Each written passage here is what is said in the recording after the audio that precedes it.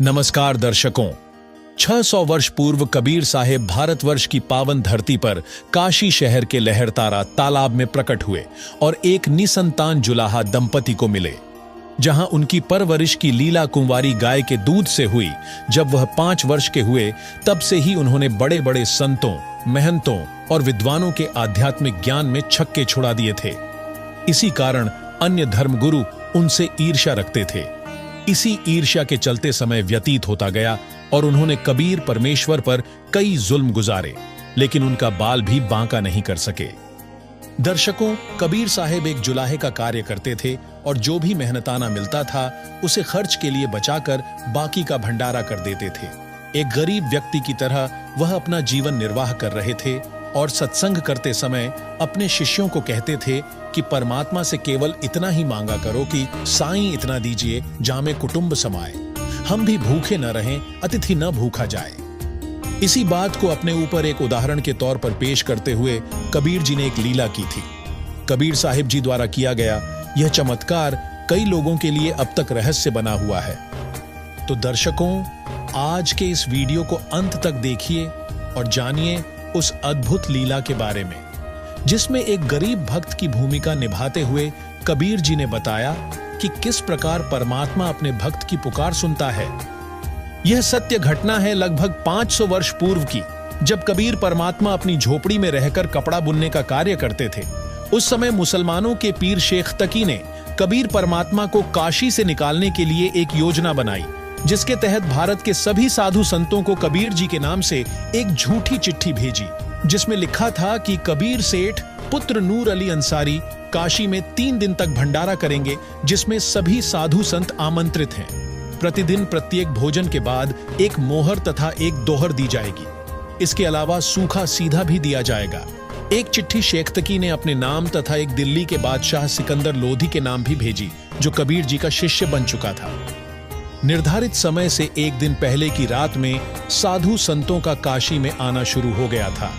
सुबह सुबह जब संत रविदास जी सैर के लिए निकले, तब उन्होंने देखा कि झुंड के झुंड लाखों की संख्या में साधु संत काशी में इकट्ठे हो रहे हैं।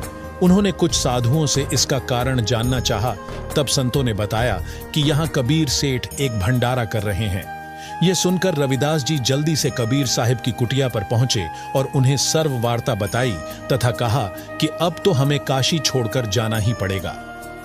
कबीर जी अंतर्यामी थे, लेकिन फिर भी एक साधारण भक्त की तरह अभिनय करते हुए उन्होंने कहा कि रविदास जी, आओ और झोपड़ी के अंदर बैठ जाओ तथा सांकल लगा दो। जब हम दरवाजा ही नहीं खोलेंगे तो ये अपने आप चले जाएंगे, हम बाहर नहीं निकलेंगे। दोनों ही परमात्मा का स्मरण करने लगे और दूसरी तरफ कबीर परमात्मा दूसरे रूप में अपनी राजधानी सतलोक में पहुंचकर बैलों के ऊपर बड़े बड़े थैलों में पका पकाया सामान लेकर और कुछ सूखा सामान लेकर पृथ्वी पर उतरे। सतलोक से ही सेवादार आए। कबीर जी ने केशव नाम के बंजारे का रूप बनाया और एक तंबू में बैठ गए।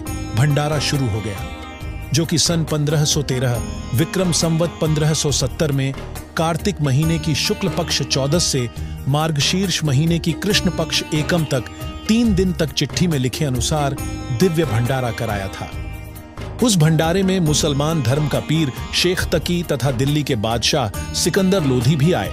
इतनी अच्छी व्यवस्था देखकर शेख तकी ईर्ष्या में जलने लगा और जांच पड़ताल शुरू कर दी कि यह भंडारा कैसे चल रहा है। वहां पूछने पर उपस्थित लोगों ने बताया कि केशव नाम का व्यक्ति यहाँ की सारी व्यवस्थाएं देख रहा है और वहां तंबू में बैठा है। सिकंदर राजा ने केशव बंजारे से उनके बारे में पूछा। तब केशव ने उन्हें बताया कि कबीर जी मेरे पगड़ी बदल मित्र हैं और उनका मेरे पास एक पत्र आया था कि छोटा सा भंडारा करना है, कुछ सामान लेते आइएगा। 3 दिन का अखंड भंडारा और 18 लाख साधु संतों को भोजन करवाना एक चमत्कार से कम नहीं था और केशव के मुख से इसे छोटा भंडारा कहने पर शेख तकी जल भुन गया। इसके बाद सिकंदर लोधी ने कबीर जी से मिलने की इच्छा जताई तो वहीं का एक सेवक उन्हें कबीर जी की झोपड़ी पर लेकर गया। सिकंदर लोधी के कई बार प्रार्थना करने पर कबीर जी ने कहा, रविदास जी सांकल खोल दो। परमात्मा के चरणों में मुकुट समेत दंडवत प्रणाम करके राजा ने कहा कि आप अल्लाह की जात हो, आप पूर्ण परमात्मा हो, आपकी जय जयकार हो रही है परमात्मा। सभी आपसे मिलने के लिए उत्सुक हैं, दर्शन देकर सभी को कृतार्थ करें। तब कबीर परमात्मा सिकंदर लोधी के साथ जाने के लिए अपनी झोपड़ी से बाहर आए। तभी आसमान से एक हीरे मोती से जड़ित मुकुट उनके सिर पर रख गया। फिर हाथी पर बैठकर कबीर जी भंडारा स्थल पर पहुंचे। जैसे ही कबीर जी तंबू में केशव के पास पहुंचे, तभी वहां बहुत ही सुंदर सुसज्जित सिंहासन आसमान से आया, जिस पर कबीर साहिब जी विराजमान हुए। कबीर जी और केशव के बीच 8 पहर तक तत्व ज्ञान की चर्चा चली, जिसके माध्यम से कबीर जी ने 18 लाख साधु संतों को ज्ञान समझाया और हजारों की संख्या में श्रद्धालुओं ने कबीर परमात्मा से नाम दीक्षा ग्रहण की।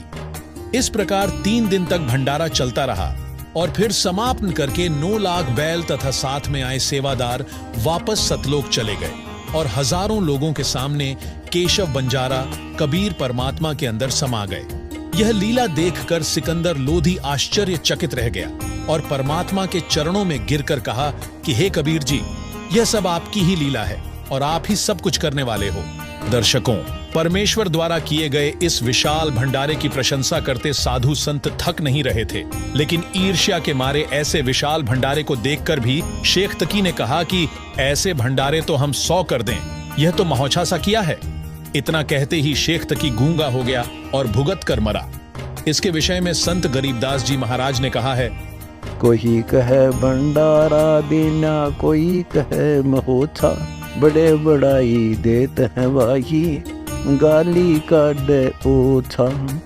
दर्शकों, कबीर परमात्मा द्वारा कराए गए इस 3 दिवसीय भंडारे के उपलक्ष्य में जगत गुरु तत्वदर्शी संत रामपाल जी महाराज के सानिध्य में 14, 15, 16 नवंबर 2024 को 11 सतलोक आश्रमों में 3 दिवसीय दिव्य धर्म यज्ञ दिवस का महासमागम आयोजित किया जा रहा है, जिसमें संत गरीबदास जी महाराज की अमरवाणी का अखंड पाठ, 3 दिवसीय अखंड भंडारा, आध्यात्मिक प्रदर्शनी का आयोजन किया जाएगा।